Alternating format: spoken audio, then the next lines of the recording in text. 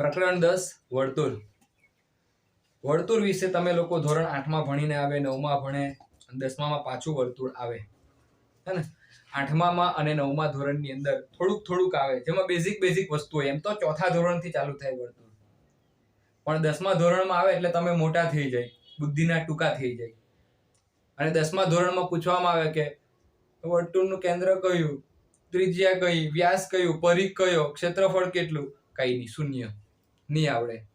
તો વર્તુળની શરૂઆત આપણે એકદમ ચોથા ધોરણના લેવલથી કરીએ. કયા લેવલથી? ચોથા ધોરણના. કેમ કે તમે બધા કોરોનાની ઓલાદ છો, એટલે ધોરણ 9 માં વર્તુળ ભણેલા જ નથી, મને એવું લાગે તમારા મોઢા જોઈને. તો આપણે ક્યાંથી શરૂઆત કરીએ? ચોથા ધોરણથી. તો ચોથા ધોરણનું તો સમજ પડે હે ને? ત્યાંથી પછી આપણે આવી ગયા 10મા ધોરણ ઉપર. રેડી? તો શરૂઆત કરીએ. જો આ પ્રકારની કઈક આકૃતિ હોય તો આપણે આને શું કહીએ? વર્તુળ. વર્તુળ જ કહેવાય ને આને. કોઈ છે આને ત્રિકોણ કહેવા વાળું મહાપુરુષ? કોઈ છે કે? આ કઈ આકૃતિ છે? વર્તુળ. કઈ આકૃતિ? વર્તુળ. ઓકે, કોઈને કઈ ડાઉટ નથી? અને આપણે શું કહીએ? વર્તુળ. વર્તુળના એક્ઝેક્ટ કેન્દ્રમાં આવે, વર્તુળના એકદમ સેન્ટરમાં આવે, અને આપણે શું કહીએ? એનું કેન્દ્ર. વર્તુળનું આ તો ખબર પડે ને, કેન્દ્ર એકદમ વચમાં હોય, સેન્ટરમાં, અને ત્યાંથી આ બધા બિંદુનું અંતર કેવું હોય? સમાન હોય. આગળ વધીએ ત્રીજી આકૃતિ તરફ. આપણે તો હાથથી જ વર્તુળ દોરીએ એટલે આપણું થોડુંક ઈંડા આકાર ને એવું થઈ જાય તો ગભરાવાનું નહીં, હે ને? આ વર્તુળનું શું છે? તો વર્તુળના કેન્દ્રથી વર્તુળ સુધીનું અંતર આટલું. તો આને કહેવામાં આવે વર્તુળની ત્રિજ્યા. શું કહેવામાં આવે? રેડી? આટલો ખબર ને? ચોથા ધોરણથી ચાલુ કર્યું છે આપણે. આટલું તો આવડતું જ હશે. નહીં આવડે તો પછી કઈ નહીં, કાણી કાટલીમાં પાણી લેવાનું, ડૂબી મરવાનું. તો આ વર્તુળનું કેન્દ્રને આપણે ઓરિજિન કહીએ એટલે ઓ નામ આપીએ. તો અહીંયા પણ શું નામ રહે? ઓ. અહીંયા નામ આપી દઈએ એ. જો એમ તો વર્તુળ ઉપર અસંખ્ય બિંદુ આવેલા, અસંખ્ય અનંત બિંદુઓનો સમૂહ એટલે શું થવાનું? વર્તુળ. તો એમાંથી આ એક બિંદુ સુધીનું અંતર, એનું શું કહેવાય? ત્રિજ્યા. ત્રિજ્યાનું એક સૂત્ર છે, તમને યાદ બી હશે, કે ત્રિજ્યા બરાબર વ્યાસ ભાગ્યા 2. આવું કઈક સૂત્ર આવતું કે? ભણેલા કે 9મા માં? વર્તુળ તો ભણેલા જ નથી. તો ત્રિજ્યા બરાબર વ્યાસ ભાગ્યા 2.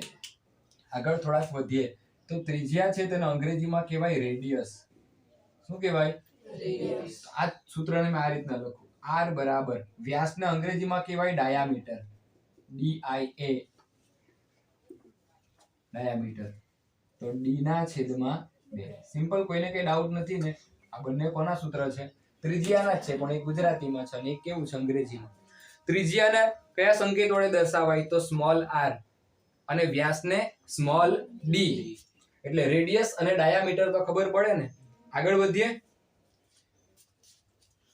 ત્રિજ્યા છે તેને ડબલ કરી નાખીએ આમાં. આ વર્તુળનું શું છે? તો એકદમ સારું ગોળ દોરાઈ ગયું ને ભૂલમાં. તો આ એનું ઓરિજિન છે O, ત્યાંથી અહીંયા સુધીનું અંતર આ, હે ને? તો આનું નામ આપી દઈએ A. અહીંયાથી પાછું આને લંબાવી દઈએ. અહીંયા શું આપીએ? ત્રિજ્યાને કેવી કરી નાખી? ડબલ કરી ને આપણે. તો આખી ડબલ ત્રિજ્યા, આને શું કહેવાય? AB આખું માપ, વ્યાસ. શું કહેવાય? વ્યાસ. અને વ્યાસને અંગ્રેજીમાં કહેવામાં આવે ડાયામીટર. એટલા માટે વ્યાસનો સંકેત કયો છે? સ્મોલ d લઈએ આપણે. તો વ્યાસનું સૂત્ર છે, તો વ્યાસ બરાબર 2 ગુણ્યા ત્રિજ્યા. ત્રિજ્યાની ડબલ થાય. ત્રિજ્યાની કેટલા ગણી? 2. આટલી હતી, પાછી આટલી થઈ, ડબલ થઈ ગઈ ને? તો ત્રિજ્યાનું ડબલ એટલે વ્યાસ. યાદ રહે? તો વ્યાસને d બરાબર 2r આવું લખું તો બી કઈ વાંધો નહીં ને? કઈ પ્રોબ્લેમ નથી ને? ઓકે, આગળ વધીએ આગળ. ઓકે, આ ચોથા ધોરણથી ચાલુ કર્યું છે. હવે ધીમે ધીમે એક લેવલ અપ જવા જઈએ આપણે. આટલું તો બધાને આવડે છે. હવે જે આવે છે ને તે મહત્વનું છે. આ વર્તુળ છે, આ એનું કેન્દ્ર શું છે? O. આને કહેવામાં આવે વર્તુળની જીવા. શું કહેવાય આને? આ શું છે? દેખાય ને? તો આ AB, તો આને આપણે શું કહીશું? જીવા. AB ને શું કહેવાય? વર્તુળની હવે જીવા એમ દોરી છે, આ બાજુ દોરે તો પણ કઈ વાંધો નહીં, આ બાજુ દોરે તો પણ કઈ વાંધો નહીં. પણ પરીક્ષામાં MCQ માં એક પ્રશ્ન પૂછાય કે વર્તુળની મોટામાં મોટી જીવા ખાલી જગ્યા છે, કોણ આવે? વ્યાસ. વર્તુળની મોટામાં મોટી જીવા કોણ? વ્યાસ. કેમ કે વ્યાસ એક્ઝેક્ટ વર્તુળના કેન્દ્રમાંથી પસાર થાય, તો વર્તુળની મોટામાં મોટી જીવા કોણ? વ્યાસ. આટલું ખબર પડે ને. હવે એક લેવલ અપ જઈએ. આ વર્તુળની જીવા છે બે અલગ અલગ પ્રકારની આકૃતિઓ બનાવે. તો જીવા જે આકૃતિ બનાવે તેને કહેવામાં આવે વૃત્તખંડ. શું કહેવામાં આવે? વૃત્તખંડ. સ્કૂલમાં કદાચ 12મું ચેપ્ટર ચલાવ્યું હોય વર્તુળ સંબંધિત ક્ષેત્રફળ, તો એમાં આવે લઘુ વૃત્તખંડ, ગુરુ વૃત્તખંડ આવે ને. ભણ્યા જ નથી આ તો બહુ ભારી. ચાલો કઈ નહીં, ભણાવું છું. દેખાય છે? આ વર્તુળનું કેન્દ્ર શું છે? O. અને આ એની શું છે? જીવા. નામ આપી દઈએ આપણે AB. અહીંયા આપણે આપી દઈએ નામ C અને એટલે આપી દઈએ.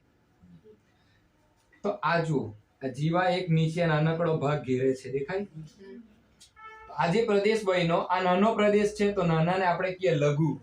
અને આ જે દેખાય તમને ઉપર જે ખોખલો પ્રદેશ છે તેને આપણે કહીએ ગુરુ. તો જો જીવા શું બનાવે? વૃત્તખંડ. પણ આ નાનકડો ભાગ એટલે એને કહેવાય લઘુ વૃત્તખંડ, અને ઉપર કેવો છે? મોટો ભાગ છે, તો એને શું કહેવાય? ગુરુ વૃત્તખંડ. સમજ પડે ને હવે? તો લઘુ વૃત્તખંડ 12મા ચેપ્ટરમાં પાછું આ ચલાવવા, ગભરાતા નહીં. પણ અત્યારે આવડી જાય ને તો 12મા ચેપ્ટરમાં તરત સમજ પડે. ઉપરનો ખોખલો ભાગ દેખાય છે તમને? ADB દેખાય ને? તો આને શું કહેવાય? ગુરુ વૃત્તખંડ. ઓકે. તે રીતે આગળ વધીએ તો ત્રિજ્યા. ત્રિજ્યા પણ બે પ્રકારની આકૃતિઓ બનાવે. પણ ત્રિજ્યા જે બનાવે તેને કહેવામાં આવે વૃતાંશ. શું કહેવાય? વૃતાંશ. તો જુઓ, આ વર્તુળનું કેન્દ્ર. આ વર્તુળની બે શું છે? ત્રિજ્યા છે. કેમ કે કેન્દ્રથી લઈને વર્તુળ પરના કોઈ બિંદુ સુધીનું અંતર એટલે ત્રિજ્યા. અને ત્રિજ્યા હંમેશા આ કેન્દ્રથી કેવું હોય? સરખી જ હોય ને. અહીંયાથી દોરે, બધી દોરો ની, ગમે ત્યાં દોરો, ત્રિજ્યા કેવી હોય? વર્તુળની બધી સમાન જ હોય. તો જો અહીંયા આપણે O, અહીંયા નામ આપી દઈએ A અને B. તો જો અહીંયા પણ તમને એક પ્રદેશ ઘેરાયેલો દેખાય છે. અહીંયા નામ આપીએ આપણે C અને અહીંયા નામ આપી દઈએ D. તો આ જે ઘેરાયેલો પ્રદેશ આપણે માર્ક કર્યો છે, તો એ નાનો છે કે મોટો ભાગ છે? નાનો ભાગ છે. તો આ જે પ્રદેશને શું કહેવાશે? લઘુ વૃતાંશ. લઘુ વૃતાંશ. જો યાદ રાખજો, જીવા છે તે વૃત્તખંડ બનાવે, જ્યારે ત્રિજ્યા છે તે વૃતાંશ બનાવે. 12મા ચેપ્ટરમાં તો એકલું ચેપ્ટર આના ઉપર જ ચાલ્યા કરે. કોઈ છોકરાને ખબર જ નહીં પડે લઘુ વૃતાંશ શું ને ગુરુ વૃતાંશ શું. લઘુ વૃત્તખંડ કયું ને ગુરુ વૃત્તખંડ કયું, તમને સમજ પડી જવી જોઈએ. બરાબર? ચાલો, આ ઉપરનો ભાગ છે, આને શું કહેવાય? ગુરુ વૃતાંશ. શું કહેવાય? ચાલો, આટલું વસ્તુ બધાને ક્લિયર થઈ ગયું? કોઈને કઈ ડાઉટ નથી ને? હજુ આગળ વધીએ. ચાલો, એક લેવલ અપ જઈએ. હવે 10મા ધોરણ પર આવી ગઈએ. તો આ વર્તુળનું કેન્દ્ર O છે. આ વર્તુળને સ્પર્શ કરીને આ એક રેખા ગઈ છે, દેખાય તમને બધાને? આને નામ આપી દઈએ X Y. અને આ જે રેખા XY છે એ આખા વર્તુળને આય છેદે છે. જો છેદે છે ને. આ જે રેખા ગઈ છે એ વર્તુળને કેટલા બિંદુમાં છેદે? એક. અનન્ય એટલે એક અને માત્ર એક બિંદુમાં છેદે વર્તુળને. 2-3 બિંદુમાં છેદે એવું દેખાય તમને અહીંયા? નહીં. કેટલા બિંદુમાં છેદે? માત્ર ને માત્ર એક બિંદુમાં. તો આ જે XY છે, આ XY ને વર્તુળનો શું કહેવાય? સ્પર્શક.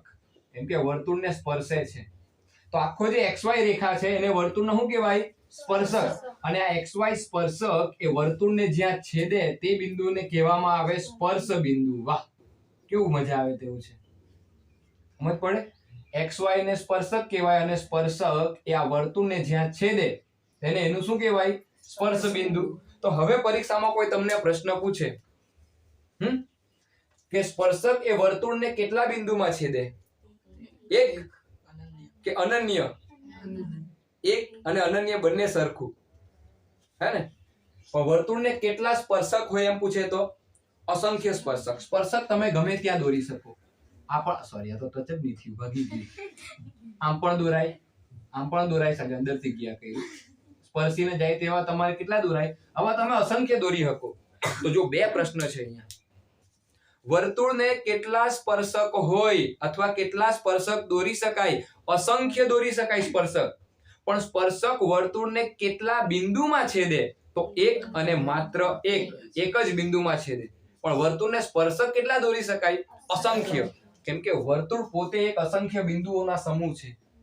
તો સ્પર્શક તમે આવી રીતે આમ ગમે ત્યાં જેટલા બિંદુ છે તેટલા દોરી શકો. તો સ્પર્શક કેટલા હોય વર્તુળને? અસંખ્ય. પણ એ સ્પર્શક વર્તુળને કેટલા બિંદુમાં છેદે એમ કે તો એક જ. રેડી? કોઈને કઈ ડાઉટ છે આમાં? નહીં મળે ને? કોઈને કઈ ડાઉટ છે આની અંદર? ભાઈ મહાપુરુષ ડાઉટ છે તને કઈ? નથી ને? હા, જો ડાઉટ હોય ને તો અત્યારે જ પૂછી લેજે, ને તો પછી હિમાલય પર તપ કરે ને તો હની આવડે. વર્તુળને કેટલા સ્પર્શક દોરી શકાય? અસંખ્ય સ્પર્શક દોરી શકાય. પણ સ્પર્શક વર્તુળને કેટલા બિંદુમાં છેદે? એક અને માત્ર એક. એક જ બિંદુ અથવા અનન્ય એમ કે તો પણ શું થાય? એક અને માત્ર એક. તો વર્તુળને સ્પર્શ બિંદુ કેટલું? પણ જો પરીક્ષક છે ને કેવા પેપર પૂછે ખબર? એકદમ વિચિત્ર ગૂંચવીને પૂછે. શું કે આપણને ખબર? વર્તુળને કેટલા સમાંતર સ્પર્શક દોરી શકાય? આ પાછું વળી નવું. સ્પર્શક તો ખબર, સમાંતર સ્પર્શક કેટલા દોરી શકાય? 2. જો આ તમારું વર્તુળ છે, દેખાય? તો આ તમે અહીંયા એક સ્પર્શક દોર્યો, નામ આપણે XY, જે અહીંયા કયા બિંદુમાં છેદે? P બિંદુમાં. ચાલો, તો એને સમાંતર એટલે અહીંયા દોરવું પડે નીચે એની હમે એક્ઝેક્ટ. તો અહીંયા બીજો સ્પર્શક દેખાય અને આપણે નામ આપી દઈએ XY, Z અને W, એ નામ આપી દઈએ આપણે Q. તો સમાંતર સ્પર્શક કેટલા દોરી શકાય? 2. સમાંતર સ્પર્શક કેટલા છે તમારે અહીંયા? 2. છે કે નહીં મળે? છે ને? પણ કેટલી જોડી એમ કે તો 2 જોડી. સોરી, સમાંતર સ્પર્શક કેટલા દોરી શકાય? એક જ. પણ સમાંતર સ્પર્શકની જોડી એમ કે તો કેટલી? 2. જો આ એક થઈ ગઈ, આ એક જોડી. આ જો દોરાય ને અહીંયા, સમજી લો ને આપ. તો આ એક જોડી એટલે ટોટલ 2 સ્પર્શક. તેમ એક આ બાજુ ને બીજી આ બાજુ. તો ટોટલ સમાંતર સ્પર્શકની જોડી કેટલી? 2. સમાંતર સ્પર્શકની જોડ કેટલી છે? આટલું ક્લિયર થઈ ગયું બધાને? હે? રેડી ને? એક આ એકબીજાને સમાંતર સ્પર્શકની જોડી એક થઈ ગઈ. એક આ બાજુ, એને સમાંતર બીજો આ બાજુ. તો સમાંતર સ્પર્શકની જોડી કેટલી? 2. રેડી? કોઈને કઈ ડાઉટ નથી? તો સમાંતર સ્પર્શકની જોડી કેટલી? 2. પરીક્ષામાં આવે તો લખી દેવાનું. વર્તુળને કેટલા સ્પર્શક દોરી શકાય? સ્પર્શક કેટલા દોરી શકાય? અસંખ્ય. કેટલા દોરી શકાય? પણ કેટલા બિંદુમાં છેદે? કેટલા બિંદુમાં છેદે? તો એક. એક ની લખેલું ઓપ્શનમાં અને આવું લખે કે અનન્ય. તો બંને કેવું છે? હરખું. અનન્ય એટલે એનો મીનિંગ શું થાય? એક અને માત્ર એક. એક અને માત્ર. કોઈને કઈ પ્રોબ્લેમ નથી ને આટલું વસ્તુમાં? આટલું વસ્તુ ખબર તો પડે છે ને? લઘુ વૃત્તખંડ, ગુરુ વૃત્તખંડ, લઘુ વૃત્તાંશ, ગુરુ વૃત્તાંશ, આટલું બધું ખબર પડ્યું? આગળ વધીએ. આ વર્તુળનું શું છે? કેન્દ્ર. એમાંથી આ એક રેખા પસાર કરી. જો મેં રેખાખંડ નથી પસાર કર્યો, તમને હરખું જ લાગે આયરું. સર આ અને આમાં શું ફરક? ફરક છે, અહીંયા રેખાખંડ છે, જ્યારે અહીંયા શું છે? રેખા છે. અને એ પાછી સ્પર્શીને નથી જતી, વર્તુળની અંદરથી જાય છે. દેખાય ને? હા. તો આને આપણે કીધું જીવા. તો આ જે રેખા છે એનું નામ પણ આપણે XY આપી દઈએ. આ એનું કેન્દ્ર O છે. રેડી? તો આને કહેવામાં આવે છેદિકા. શું કહેવાય? છેદિકા. હવે તમને એક પ્રશ્ન પૂછું. જો છેદિકા છે વર્તુળની અંદરથી જાય, જ્યારે સ્પર્શક છે એ વર્તુળને ખાલી ટચ કરીને જાય, તો આ સ્પર્શક અને આ છેદિકા આ બેમાં ફરક શું છે? તો સ્પર્શક વર્તુળને માત્ર એક જ બિંદુમાં છેદે, જ્યારે છેદિકા એ વર્તુળને કેટલા બિંદુમાં છેદે? 2. યાદ રહે ને? છેદિકા એ વર્તુળને આજો અહીંયા 2 બિંદુમાં છેદે. એક તો અહીંયા અને બીજું 2 બિંદુમાં છેદે, જ્યારે સ્પર્શક એક અને માત્ર એક જ બિંદુમાં છેદે. કોઈને કઈ ડાઉટ છે? હજી નથી ડાઉટ ને? આગળ વધીએ. ચાલો, જો આ એક સમતલ છે. સમતલ એટલે સમજો ને, આ એક લંબચોરસ બોર્ડ છે, એમાં આપણે એક વર્તુળને દોર્યું છે. આ શું છે તમારું? વર્તુળ. પરીક્ષામાં તમને પૂછે કે વર્તુળ સમતલને કેટલા ભાગમાં વિભાજિત કરે છે. આ જે વર્તુળ દેખાય તમને એ આ જે ચોરસ સમતલ છે એને કેટલા ભાગમાં વિભાજિત કરે? 3. કેટલા ભાગમાં? એક તો પોતે આ વર્તુળ, બીજું વર્તુળની અંદરનો ભાગ અને વર્તુળની બહારનો ભાગ. કેટલા ભાગમાં વિભાજિત કરે? 3. તો વર્તુળ સમતલને કેટલા ભાગમાં વિભાજિત કરે? 3 ભાગમાં વિભાજિત કરે. સમતલને કેટલા ભાગમાં? પહેલો ભાગ એટલે વર્તુળ પોતે, બીજો એટલે વર્તુળની અંદરનો ભાગ, વર્તુળની અંદરનો ભાગ, અને ત્રીજું વર્તુળની બહારનો ભાગ. ચાલો, કોઈને કઈ ડાઉટ છે આમાં? ઈઝી છે ને? જો 10મા ધોરણના લેવલ સુધી પહોંચી ગયા આપણે, જો પહોંચી ગયા. હવે આપણે સૌથી પહેલા એક સ્વાધ્યાય સોલ્વ કરી નાખીએ, આના આધારિત જ છે અને તમને ફટાફટ આવડી જશે. તો લાવો ફટાફટ ચોપડી આપો. જો મને સ્વાધ્યાય 10.1 આપણે સોલ્વ કરી નાખીએ. લાવજો. તમે એમ જ મૌખિક જવાબ આપી દેજો, કેમ કે એની અંદર શું છે, ખાલી જગ્યા છે. તો મેં સવાલ પૂછ્યો એટલે તમને જવાબ આવડી જ જાય, આના આધારિત જ છે. ચાલો 10.1 પહેલો જ પ્રશ્ન એમ પૂછ્યો કે વર્તુળને કેટલા સ્પર્શક હોય? અસંખ્ય. સ્પર્શક કેટલા હોય? અસંખ્ય. પણ સ્પર્શક કેટલા બિંદુમાં છેદે? એમ કે તો એક. સમાંતર સ્પર્શકની કેટલી જોડ? 2. આવે તો કહેજો. હા, સ્પર્શક વર્તુળને ખાલી જગ્યા બિંદુઓમાં છેદે 1. એક લખે તો પણ ચાલે અને અનન્ય લખે તો પણ ચાલે, કઈ ડાઉટ નથી ને? વર્તુળને 2 બિંદુમાં છેદતી રેખાને છેદિકા કહે છે. જોજો, કારણ કે જીવા પણ એને 2 બિંદુમાં જ છેદે અને આ રેખા તે પણ 2 બિંદુમાં. આ રેખાખંડ છે તે પણ 2 બિંદુમાં છેદે અને આ જે રેખા છે તે પણ કેટલા બિંદુમાં? 2 બિંદુમાં. તો આને શું કહેવાય? રેખા એમ કીધું એટલે છેદિકા કહેવાશે. રેડી? આગળ વધીએ. વર્તુળને વધુમાં વધુ ખાલી જગ્યા સમાંતર સ્પર્શક હોય. વધુમાં વધુ કેટલા હોય? 2. વર્તુળ અને સ્પર્શકના સામાન્ય બિંદુને ખાલી જગ્યા કહે છે. આ વર્તુળ અને સ્પર્શકનું સામાન્ય બિંદુ શું કહેવાય? જો આ બોર્ડ પર જે લખાયું ને બધું MCQ માં કામ આવે તેવું છે. આમાંથી કયો પ્રશ્ન નહીં આવડે તેવો લાગે? આવડે ને બધા? કોઈને કઈ પ્રોબ્લેમ છે આમાં? આમાં કઈ નહીં સમજ પડી હોય તો મને પૂછી લેવું. પડી ગઈ? બોર્ડ પરથી ફટાફટ ઉતારો, પછી આપણે પ્રમેય તરફ જઈએ.